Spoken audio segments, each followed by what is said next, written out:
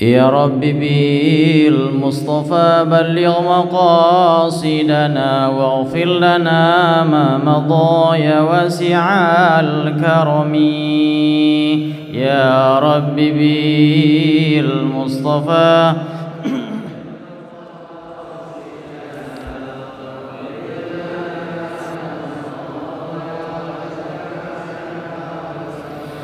والحبيب الذي ترجى شفاعته لكل هول من الأهوال مقتحم. يا ربي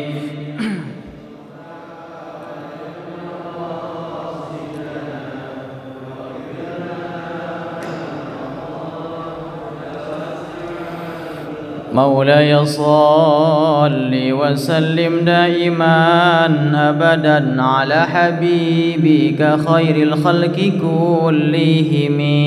يا ربي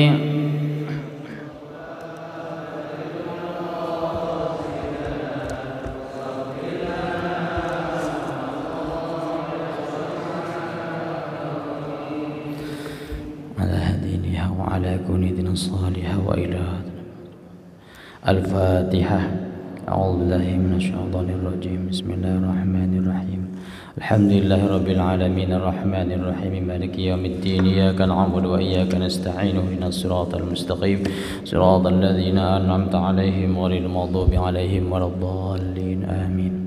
بسم الله الرحمن الرحيم. السلام عليكم ورحمة الله وبركاته. الحمد لله الواحد الأحد الفرد الصمد الذي لم يلد ولم يولد ولم يكن له كفوا أحد. أشهد أن لا إله إلا الله وحده لا شريك له وأشهد أن سيدنا محمدا عبده ورسوله لا نبي بعده. اللهم صل وسلم وبارك على سيدنا وحبيبنا وشفيعنا ومولانا محمد وعلى آله وأصحابه ومن تبعهم بإحسان إلى يوم الدين. أما بعد، فقد قال الله تعالى في كتابه الكريم وهو أصدق القائلين: أعوذ بالله من الشيطان الرجيم. بسم الله الرحمن الرحيم. يرفع الله الذين آمنوا منكم والذين أوتوا العلم درجات. قال النبي صلى الله عليه وسلم: طلب العلم فريضة على كل مسلم والمسلمات. قال أيضا: من سلك طريقا يلتمس فيه علما سهل الله به طريقا إلى الجنة. صدق الله العظيم وبلغ رسوله النبي الحبيب الكريم ونحن على ذلك من الشاهدين والشاكرين والحمد لله رب العالمين. Hadratul Mukarramun, alim ulama, para kiai, para asatizat yang saya muliakan, wabil khusus Ketua DKM Masjid Jami Al-Fajar Akhina Al-Ustadz Cecep Saifuddin, yang hari ini beliau sedang kurang sehat, katanya sedang isolasi mandiri di rumah. Kita doakan khusus untuk beliau, semoga Allah angkat penyakitnya, disihatkan kembali dan bisa bersama-sama kepada kita semua di masjid yang baik dan mulia ini. Kita bacakan Fatihah khusus untuk beliau. Ala hadhihi niyah wa ala kuniyatina salihah wa ila Nabi Mustafa sallallahu alaihi wasallam khususan. Al-Fatihah. A'udzu billahi minasyaitonir rajim. Bismillahirrahmanirrahim. Alhamdulillahi rabbil alamin arrahmanir rahim maliki yaumiddin. Iyyaka na'budu wa iyyaka nasta'in ihdinas siratal mustaqim siratal ladzina an'amta 'alaihim ghairil maghdubi 'alaihim waladdallin. Amin. Hadirin hadirat jamaah salat subuh yang dimuliakan Allah Subhanahu wa taala dan yang saya ta'zimi. Bersyukur kita termasuk bagian manusia yang berkumpul bersama malaikat di tempat yang mulia ini. Salat subuh merupakan tempat berkumpulnya para malaikat malam dan malaikat siang. pergantian sip serah terimanya malaikat malam dan malaikat siang itu ketika sholat subuh di masjid. Alhamdulillah. Dalam hadis Sahih Bukhari, hadis nomor 648, kata Nabi, wa tajtami'u malaikatul laili wa malaikatun nahari fi salatil fajri. Berkumpulnya malaikat malam dan malaikat siang itu ketika sholat subuh. Maka tadi kita sholat bersama malaikat. Kemudian setelah sholat subuh zikir. Jangan dilewatkan zikir bersama ketika imam mengajak untuk zikir bersama setelah sholat.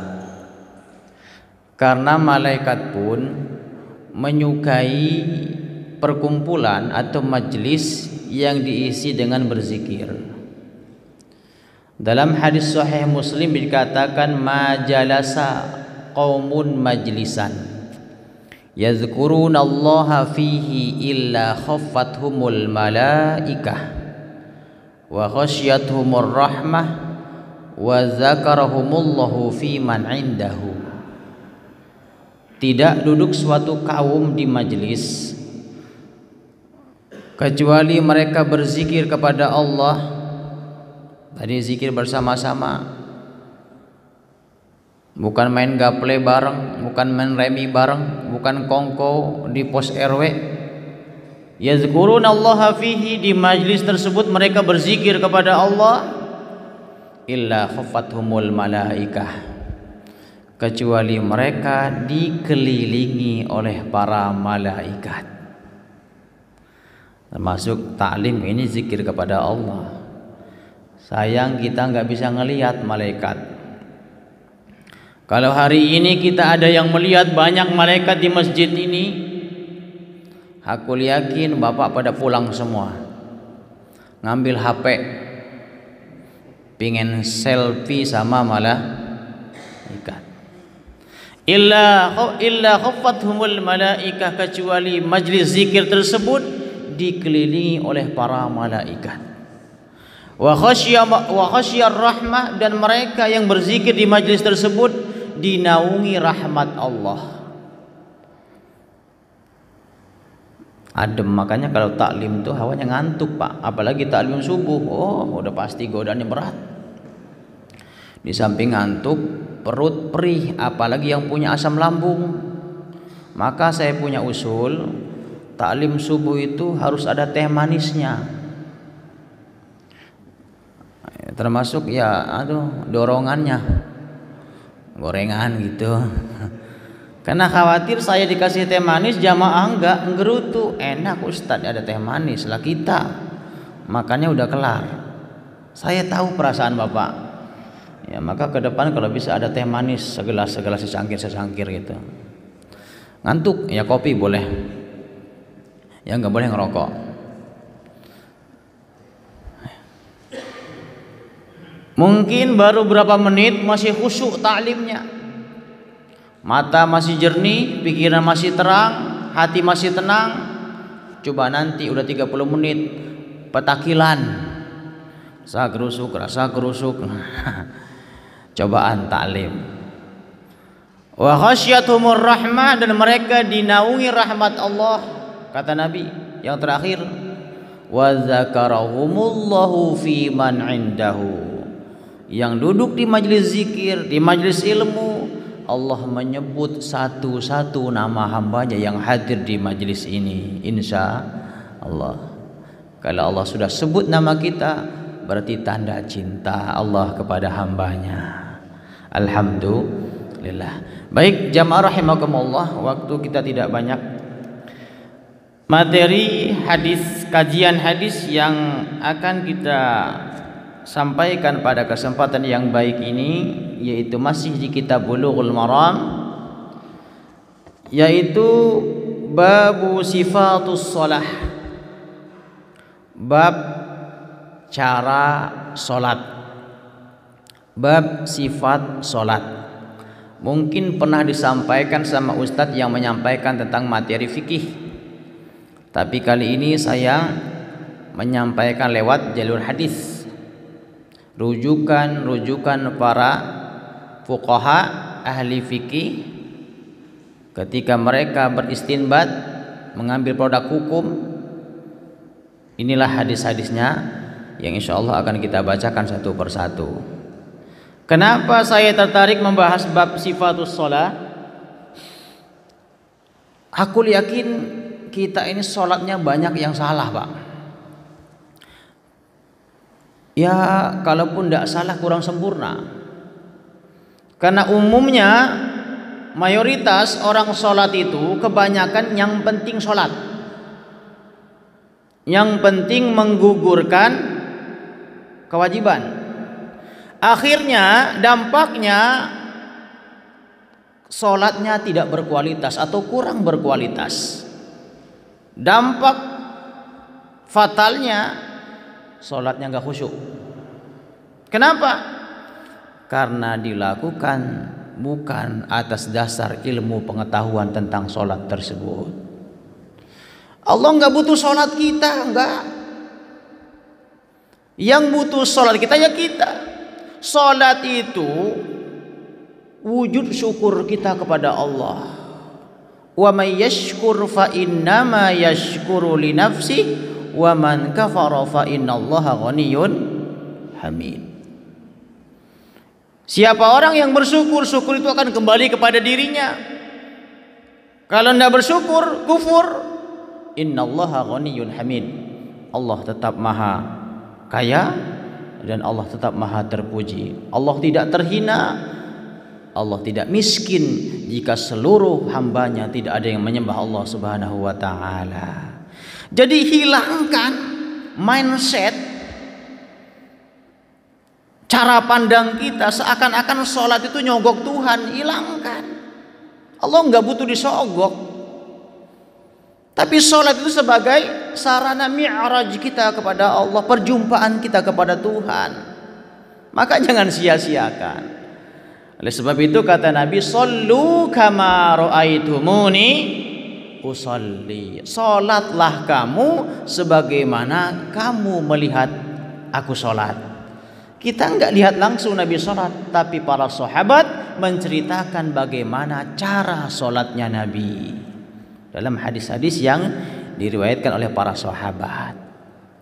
Dan yang kedua, jamaah rahimakumullah, di hari kiamat perkara yang paling pertama Allah tanyakan kepada seorang hamba adalah urusan sholat.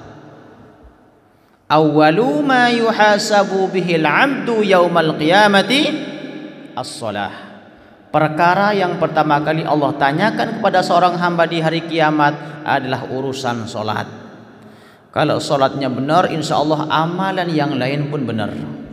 Tapi kalau sholatnya berantakan, kemungkinan besar amaliyah yang lain pun berantakan. Maka dimulai dengan sholat. Ayo kita jadikan sholat itu sebagai sarana kebutuhan ruhaniyah kita. Jangan lagi kita menganggap sholat itu sebatas menggugurkan kewajiban. Mari kita perbaiki sholat kita dengan cara tentunya mengkaji bagaimana sifat sholat Nabi. Hadis yang pertama. Syuruk jam berapa Ustaz? Saya harus direm, kalau nggak direm bahaya, bablas saya. 5.45. Oh ya udah. Nanti pertanyaan 15 menit ya. Ngajinya mungkin 1-2 hadis saja cukup. Bismillahirrahmanirrahim. An Abi Hurairah radhiyallahu anhu anna an-nabiy sallallahu alaihi wasallam qala. Dari sahabat Abu Hurairah, sesungguhnya Nabi sallallahu alaihi wasallam bersabda atau berkata,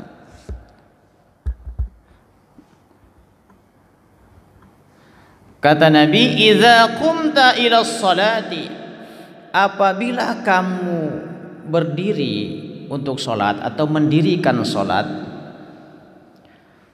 Fa asbighil wudu'a, terlebih dahulu sempurnakan wudu. Nih, mulai dari wudunya. Gimana sholatnya mau bener? Wudu udah kayak capung cebok, ceplak cepuk ceplak cepuk.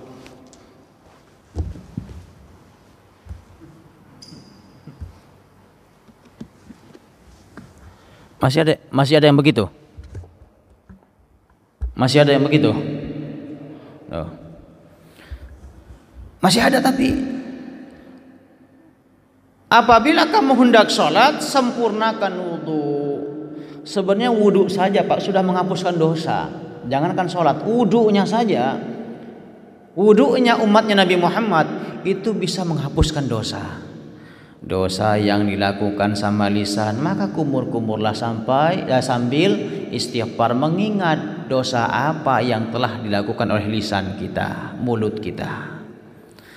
Dosa yang dilakukan oleh mata, wajah, maka basuhlah wajah kita sambil mengingat apa saja yang telah kita lihat. Maksiat mata apa saja yang telah kita pandang. Dari isya ke subuh, nanti pas zuhur, dari subuh ke zuhur, pas wudu asar, dari zuhur ke asar. Tangan ketika dibasuh sambil berpikir, mengingat dosa apa yang telah dilakukan oleh tanganku. Sampai kepala, pikiran ngeres, rambut, pikiran apa, suuzon apa yang telah aku suuzonkan. Sampai kaki, kemana kakiku melangkah semalam. Jadi dinikmati, wudu itu dinikmati. Maka kata Nabi, jangan diusap. Bekas wudu kita itu jangan diusap. Selama air itu menetes berjatuhan dari anggota wudu kita, maka dosa itu berguguran. Dosa tangan berguguran, dosa kaki berguguran, dosa wajah berguguran, dosa mata kita pun demikian. Sama dengan junub. Nih, hadis sahih. Dalam hadis sahih Muslim dikatakan Nabi itu ketika mandi junub, Pak, enggak mau pakai handuk. Besok kita terapkan nih. Mandi junub itu kalau pakai handuk habis mandi junub itu bid'ah. Karena Nabi setelah mandi junub ketika dikasih handuk sama istrinya enggak mau. Husaplah, cukup dengan tangan kalau mau dihusap. Nah, jadi mulai besok yang mandi junub jangan pakai anduk, karena sunnahnya demikian. Betah apa kagak? Amalkan, itu sunnah. Sama anggota junub kita ketika tidak dihusap dengan handuk atau dengan kain, berjatuhan itu air bekas junub kita, maka dosa tubuh kita itu berguguran. Belum sholat itu, baru mandi junub dan baru wudu. Maka sempurnakanlah wudu. Dinikmati. Summa istaqbilil kiblata, kemudian menghadap kiblat. Fakabbir, dan bertakbir. Saya suka memprotes orang yang suka takbir. Padahal kalimat takbir itu bukan fi'il amar. Bentuk fi'il amarnya kalau pakai bahasa Arab, nyuruh orang takbir itu bukan takbir. Karena takbir itu fi'il mudhari'. Yang betul itu kabir. Fakabbir, maka bertakbirlah. Aduh, Allahu Akbar, bukan takbir. Kalau dia berkata takbir, itu bukan nyuruh takbir, itu bukan ngajak takbir. Itu loh, ada satu kesalahan dari segi walaupun ya niatnya nyuruh orang takbir, ngajak orang takbir, padahal salah tuh dalam kaidah bahasa Arab. Jadi kalau nyuruh orang untuk bertakbir atau ngajak orang bukan takbir tapi kabir gitu. Fakabbir, maka bertakbirlah kata Nabi. Summa qra' ma tayassara ma'aka minal Qur'an. Kemudian bacalah apa yang kamu hafal daripada Al-Qur'an. Enggak usah. Apa kalau enggak hafal jangan maksain. Apalagi imam. Kalau imam kita masih mendingkan hafiz, mungkin hafal Quran. Tapi kalau bapak baru belajar hafalan, jadi imam, nggak usah neko-neko. Beliau berani baca surah apa tadi? Surah apa tadi, Ustaz Muhammad? Iya. Kalau makmum badal imamnya nggak ada yang hafal, jangan. Takutnya imamnya salah, wakilnya nggak bisa nerusin. Kata wakilnya, kata badalnya, kata makmumnya, sabodo teing. Maka, tapi karena ada saya, mungkin dia tahu kalau saya juga hafal ayat itu, walaupun saya nggak hafal surahnya. Wa ma Muhammadun illa rasul. Ya mungkin beliau baca. Ya bukan tidak boleh, boleh saja, boleh. Bacalah apa yang kamu hafal daripada Al-Quran. Summarka, kemudian ruku hatta tatma'inna raki'an. Nah ini, setelah baca Quran, Fatihah, saya setuju, saya sangat sepakat ini. Imam kita nih, imam besar kita, cara baca surah setelah Fatihah, jedahnya seperti itu. Jadi imam tuh nggak langsung baca surah, ngasih kesempatan makmum baca Fatihah. Itu yang betul. Jadi nanti ketika imamnya baca surah, makmumnya konsentrasi mendengarkan surah yang dibaca sama imam. Jangan imamnya baca surah, kita repot baca Fatihah. Ketika imamnya salah, nggak ada yang nyimak. Makanya saya bilang ini luar biasa imam kita, berarti yang ngerti fikih ini. Kasih jeda dulu. Maka jangan pada imamnya lama nggak baca surah pada itu imam bukan tidur, tapi imam ngasih kesempatan makmum baca Fatihah. Kelar Fatihah baru baca surah. Mengkonon itu yang betul. Selama ini kan enggak kan ya, di mana-mana imam baca surah, kita baca Fatihah. Jadi balap-balapan, nggak tahu imamnya salah bacaannya. Nah, summarka hatta tatma'inna raki'an. Setelah baca surah, kemudian ruku sehingga kamu mendapatkan tumakninah ruku. Summarfa, kemudian bangkit hatta ta'tadila qa'iman, sehingga kamu mendapatkan i'tidal. Tumakninah i'tidal. Sami Allahu liman hamidah, Rabbana walakal hamd. Summasjud, kemudian sujud hatta tatma'inna sajidan. Nanti kita akan bahas di kesempatan lain bagaimana cara sujud yang benar. Tapi kalau tak ada yang mau nanya silakan tanya.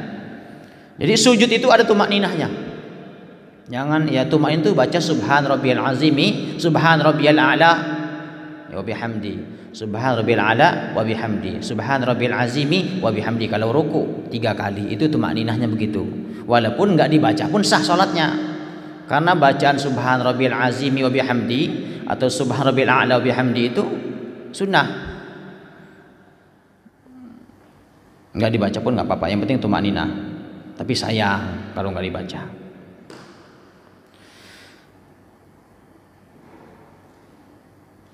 Summa rafa' hatta tatma'inna jalisan, kemudian bangkit atau duduk di antara dua sujud hatta sehingga tatma'inna jalisan, kamu mendapatkan tumakninah, duduk di antara dua sujud. Summasjud, kemudian sujud kembali hatta tatma'inna sajidan, sehingga kamu mendapatkan tumakninah sujud. Summaf'al, kemudian tumma if'al, lakukanlah zalika yang demikian fi sholatika, dalam salatmu kulliha, seluruhnya. Jadi artinya Rasul lebih konsen lagi ke tumakninahnya.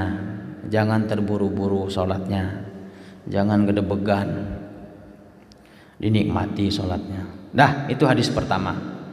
Yang kedua, nah ini yang penting. Kenapa saya bawa Sahih Bukhari? Biar Bapak tahu kapan dan bagaimana cara ngangkat tangan ketika takbir. Kapan, timing, dan cara ngangkat tangan ketika takbir. baik takbiratul ihram atau takbir pertama atau setelahnya. Ini penting karena saya lihat masih banyak yang salah. Banyak yang salah. Takbirnya banyak yang salah. Jangan bilang-bilang. Takbirnya banyak yang salah. Tapi kalau entar merasa salah, mau nerima enggak? Mau nerima enggak? Ini hadis loh. Sayang-sayang saya bawa Sahih Bukhari, entar tetap aja begitu takbirnya. Mau berubah enggak? Berubah ya. Jangan bawa ini kan warisan dari guru saya, warisan orang tua saya begini. Yang betul kayak gini. Shallu kama raaitumuni usolli, ikuti Nabi. Salatlah kamu, cara salatnya seperti caraku salat. Kata Nabi begitu. Jangan dari sononya. Kok begitu? Dari sononya. Susah. Ya, baik.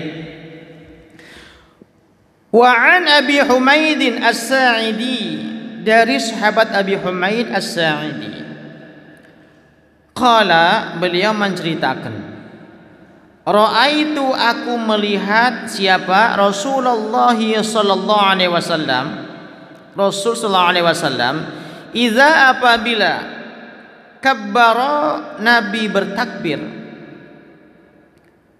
Perhatikan, apabila Nabi bertakbir, ja'ala yadaihi, menempatkan kedua tangannya ketika takbir, hazwa mankibaihi, di hadapan bahu. Yo, sekarang tanya, bahu itu mana?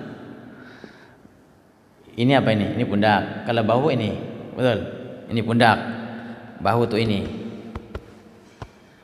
Hadzwa mankibaihi.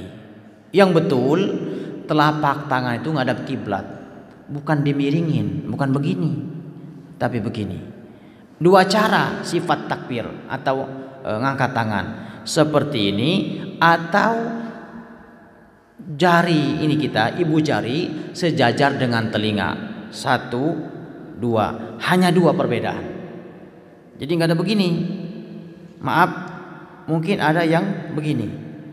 Saya tanya, kalau ini apa? Dada, sodri, dada. Sementara di hadisnya hadzwa mankibahi, Nabi takbir itu mengangkat kedua tangan, menempatkan kedua tangannya di hadapan bahu. Atau kata Imam Syafi'i seperti ini, jarinya itu sejajar dengan telinga. Kalau saya pakai yang ini seperti ini. Jadi ngadap kiblat. Bedakan rasanya. Kalau seperti ini, otot kita kurang bergerak, Pak. Otot bahu kita. Tapi seperti ini, ketarik. Salat itu menyehatkan.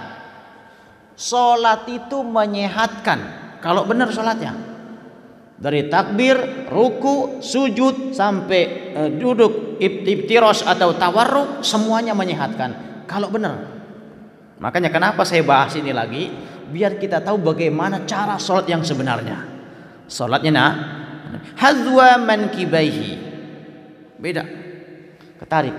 Otot bahu lebih tertarik. Jangan lebar-lebar. Jangan ketinggian. Masih ada yang Allahu Akbar. Jadi pertama, hadzwa mankibaihi, menempatkan kedua tangannya ketika Nabi bertakbir di hadapan bahu. Nanti hadis lain mengatakan yang sejajar dengan daun telinga. Wa idza raka'a, dan Nabi apabila ruku, amkana, meletakkan. Apa itu? Yadaihi, kedua tangannya ketika ruku, mirrukbataihi, di dengkul, di kedua dengkul. Nah,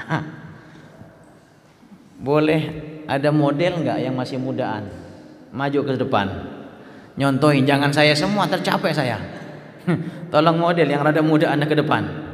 Jadi model cara sholat yang benar. Silakan, siapa yang mau bersedia jadi relawan model? Ya, mangga sini.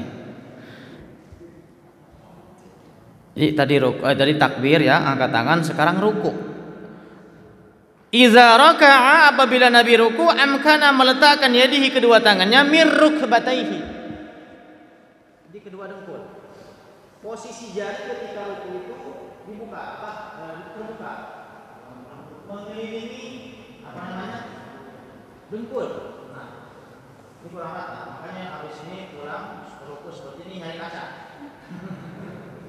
Posisi pandangan tepat tetap ke tempat sujud. Nah, tidak boleh terpah ya. Jangan dana atau jangan nusuk. Jangan lihat merek sarung di depan. Jangan lihat jempol jari.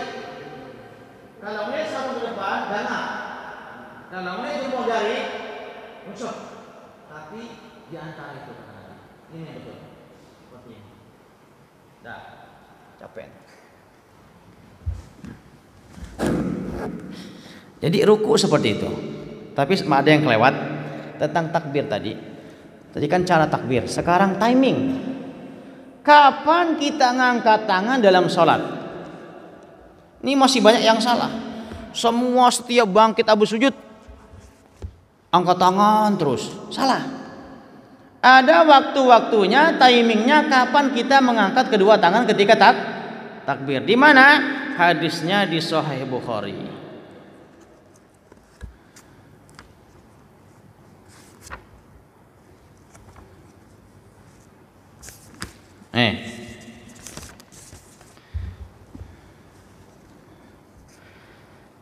Ini hadis haddatsana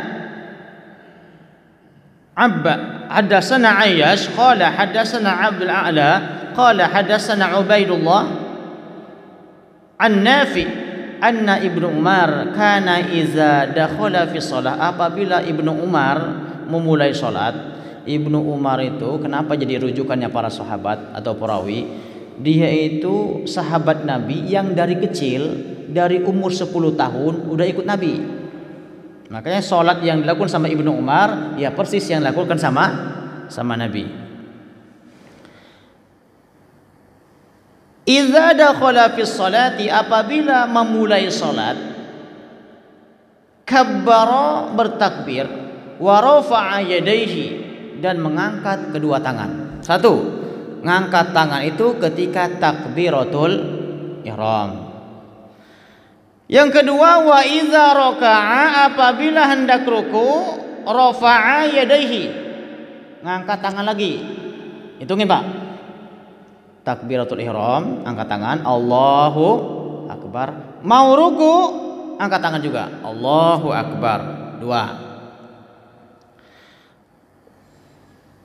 Wa idza qala, dan apabila mengucapkan sami Allahu liman hamidah, i'tidal, bangkit dari ruku, angkat tangan. Jadi bangkit dari ruku itu angkat tangannya seperti angkat tangan takbiratul ihram, bukan begini. Sami Allahu liman hamidah rabbana walakal hamd. Jadi ngangkat tangan ketika i'tidal itu sama seperti angkat tangan ketika takbiratul ihram. Sami Allahu liman hamidah. Enggak perlu angkat tangan baca rabbana walakal hamdu. Jadi berapa? 3. Ulang lagi. Takbiratul ihram, mau ruku, bangkit dari ruku. Wa iza qama minar rak'ataini, dan yang keempat apabila bangkit dari rakaat kedua atau bangkit dari rakaat tasyahud awal. Jadi 4 kali angkat tangan kalau sholatnya lebih dari 2 rakaat. Jadi artinya setelah bangkit dari rakaat pertama jangan angkat tangan. Setelah bangkit dari rakaat ketiga jangan angkat tangan. Jadi hanya 4 timing saja kita ngangkat tangan ketika bertakbir. Dah, maaf tadi kelewat ini. Karena saking getolnya angkat tangan. Kebanyakan. Dah. Tadi sampai ruku ya. Summa hasara zahrahu. Kemudian ketika ruku Nabi itu meratakan tulang punggungnya.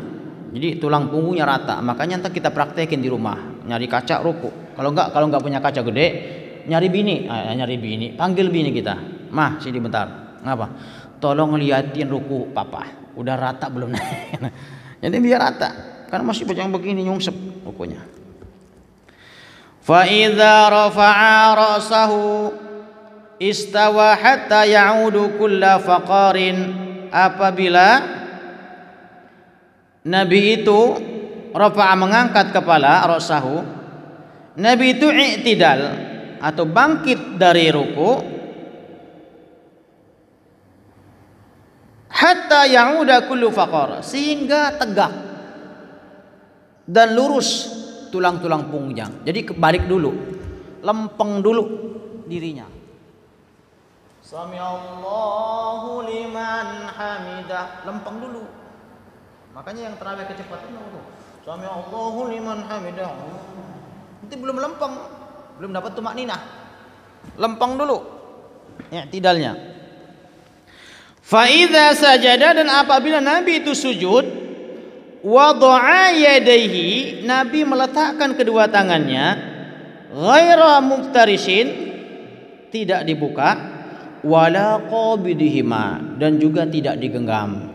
Kalau sujud itu kudu nempel 7 tulang. Sujud yang betul nempel 7 tulang. Hitung mana saja yang kudu nempel. 1, dahi. Nanti hadisnya belum sampai sih, cuma ini bocoran aja. Atau yang nempel. 2, tulang hidung nempel. Jadi jangan nonggeng, jangan dahinya nempel, hidungnya diangkat. Nempel 1, 2, 3, 4, nih telapak nempel 1, 2, 3, 4, 5, 6, 2 dengkul. Ya pasti masih ngangkang. Yang terakhir yang banyak yang salah, tulang ujung-ujung jari kaki. Nah, lagi praktek mas. Yang ketujuh ini jangan lupa. Jadi walaupun ada 10 tapi dihitung 1. Tulang ujung-ujung jari kaki kudu nempel ke tempat salat. Jadi ini kita bukan ada pembatas, masih ada langsung begini.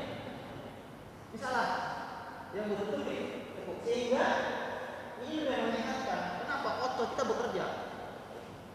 Jadi ujung-ujung jari kaki itu nempel. Bukan juga seperti ini tadi. Ini berdiri, mati. Nah, ini. Itu maksudnya. Dah cukup. Ya.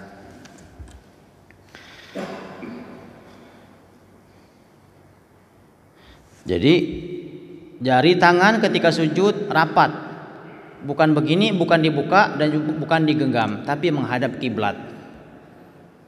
Kalau wadon dirapetin, nggak ada wadon ya. Lanang dibuka, tapi bukanya jangan lebar-lebar, entar berantem sama sebelah. Perempuan rapat.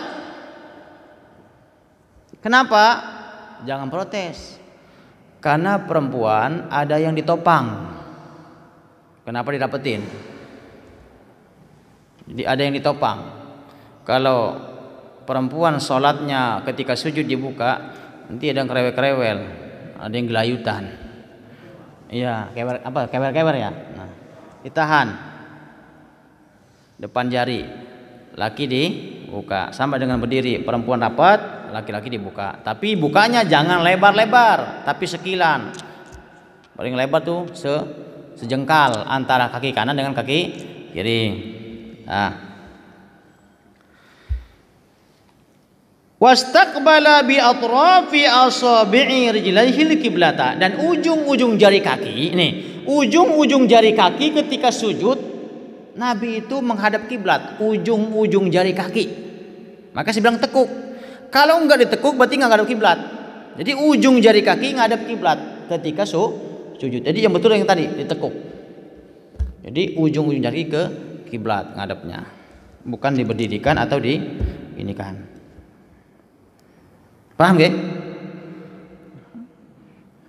Paham apa ngantuk? Enggak ada teh manis ya. Nah ini yang penting. Di sini letak perbedaannya. Duduknya. Wa idza jalasa fir rak'ataini, apabila Nabi duduk di rakaat yang kedua, jalasa ala rijlihil yusra, Nabi itu menghamparkan kaki yang kiri, wa nasabal yumna, dan mendirikan kaki yang kanan. Di sini letak perbedaannya.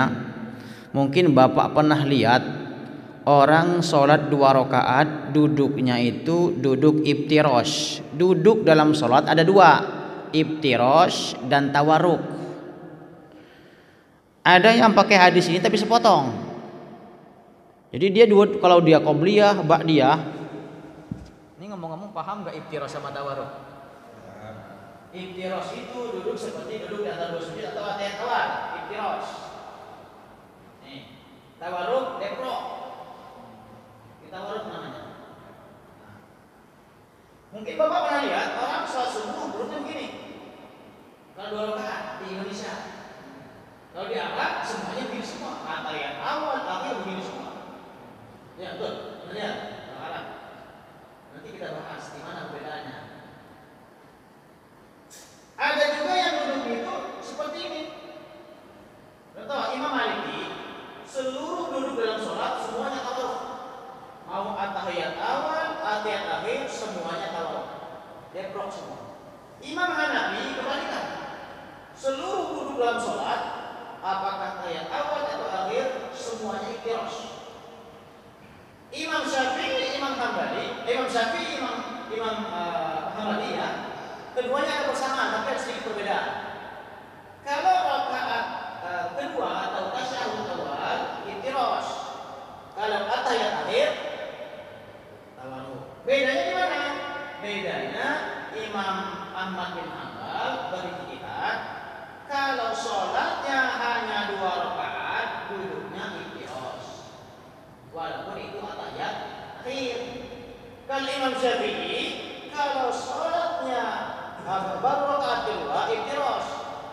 Kalau rakaat terakhir, berapapun rakaatnya, tetap tawarruk sekalipun 1 rakaat. Itu bedanya. Masalahnya di kita ini duduknya seperti ijtihadnya Imam Ahmad bin Hanbal, tapi nggak ngakuin ikut Imam Ahmad bin Hanbal. Itu yang repot. Sakara pedewek, itu yang bahaya. Jadi saya ketemunya dia, sama dia. Ini yang repot. Maka kudu pakai ilmu. Kalau ente pengen ikutin Imam Hambali silakan. Tapi jangan mencela-mencela. Nah, ini hadisnya. Hadisnya nggak salah. Yang salah itu cara memahami hadisnya karena nggak pakai ilmu hadis. Nih, perhatikan. Ada satu distorsi tentang hadis ini. Salah paham. Nabi itu idza jalasa, apabila duduk fi raka'ataini, di rakaat yang kedua. Apabila Nabi duduk di rakaat yang kedua. Kalau kedua ada yang ketiga. Istri bapak yang di rumah, itu istri yang keberapa? Ini pakai logika. Istri bapak yang di rumah, itu istri yang keberapa? Pertama, berarti ada yang kedua. Ngomongnya salah ini. Awas, ayo. Yang betul gimana? Satu-satunya. Atau istri yang terakhir. Gitu. Kalau bapak jawab istri yang keberapa di rumah, istri pertama, marah yang di rumah, sialan, berarti ada yang kedua nih. Ini pun sama kalimat dalam hadis ini. Apabila Nabi duduk di rakaat yang kedua, bukan yang terakhir, yang kedua. Bagaimana duduknya? Jalasa ala rijlihil yusra, Nabi itu menjulurkan kaki yang kanan atau menghamparkan kaki yang kiri, wa nasabal yumna, dan mendirikan kaki yang kanan, iftirosh duduknya apabila duduk di rakaat yang kedua. Ini baru koma, belum titik. Lanjutannya, wa idza jalasa fir rak'atil akhirah. Nah, apabila Nabi duduk di rakaat yang terakhir, sholat subuh rakaat yang kedua itu terakhir bukan? Salat qobliyah ba'diyah yang cuma 2 rakaat, rakaat keduanya itu rakaat terakhir bukan? Bagaimana duduk di rakaat yang terakhir?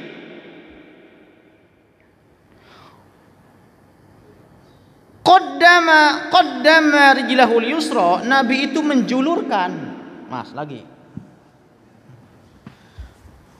Menjulurkan kaki yang kiri. Kalau tadi terus menghafal terus. Kalau terus menjulurkan, yang namanya menjulurkan. Wa nasabal ukhra, dan mendirikan kaki yang lain ke yang kanan. Ini namanya rakaat terakhir. Sifat duduk di rakaat yang terakhir. Jadi hadisnya udah benar sebenarnya. Cuma orang kita njeblok, ya pengen beda aja begitu. Kecuali kalau saya tanya, Pak Ustadz, saya pakai mazhab Hambali, monggo bagus. Yang repot ketika ditanya enggak pakai mazhab-mazhaban. Lah, berarti mujtahid dia. Orang yang langsung berijtihad tanpa mengikuti ulama mujtahid. Kenapa kita enggak punya kapasitas berijtihad? Yang namanya mujtahid itu hafal Quran 30 juz. Tahu ilmu tafsir, ilmu nahwu, shorob, bayan, ma'ani, mustalah hadis dan sebagainya. Sampai paling tidak 15 ilmu alat dikuasai oleh mujtahid, seorang mujtahid, orang yang berhak berijtihad. Lah kita ketimbang juz 30 aja enggak hafal. Boro-boro 30 juz. Nah, ini yang betul. Ini hadis riwayat Imam Bukhari. Jadi kalau duduk di rakaat yang kedua bukan terakhir, duduknya iftirash. Kalau duduk di rakaat terakhir, berapapun rakaatnya, maka dia duduknya tawarruk, sekalipun sholat witir yang cuma 1 rakaat, duduknya langsung duduk deprok atau tawarruk. Habis waktunya ya. Ya udah, itu aja dah.